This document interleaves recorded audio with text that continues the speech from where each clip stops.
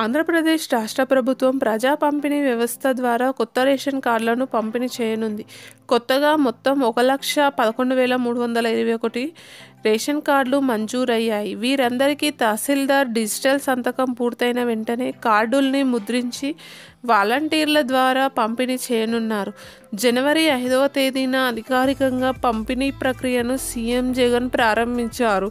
2023 August December వరకు అర్హులై పొందని వారిని తాజాగా అర్హుల జాబితాలో చేర్చి కార్డులు అందించారు.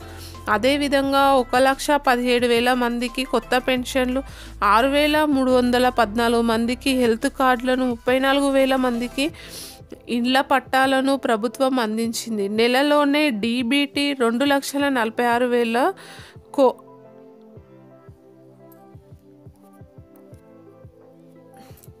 డీబీటీ 2.46 లక్షల కోట్ల ప్రజల ఖాతాలో జమ చేశామని ప్రభుత్వం వెల్లడించింది. ఇప్పటికే పంపిణీ ప్రక్రియ ప్రారంభం కాగా వీరికి సంక్రాంతి నుంచి రేషన్ అందించాలని నిర్ణయం తీసుకున్నారు. జాబితాలో పేరు ఉండి కార్డు అందని వారి రేషన్ తీసుకునేలా అధికారులు ఏర్పాట్లు చేస్తున్నారు. దీనిలో భాగంగా ఏలూరు జిల్లాకు సంబంధించి 4,531 రేషన్ కార్డులను మంజూరు చేశారు. వీరందరికీ ఈ నెల నుంచే రేషన్ పంపిణీ చేస్తారు.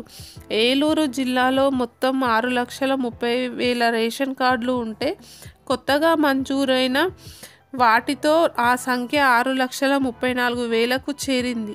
వీటికి పోర్టిఫైడ్ బియ్యము, సబ్సిడీపై నిత్యావసరాల సరుకులు అందజేయనున్నారు.